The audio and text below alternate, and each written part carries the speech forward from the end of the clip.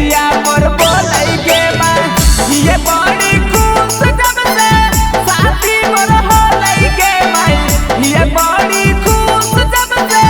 साथी मोर होलै गे माई पातर पियावा आगा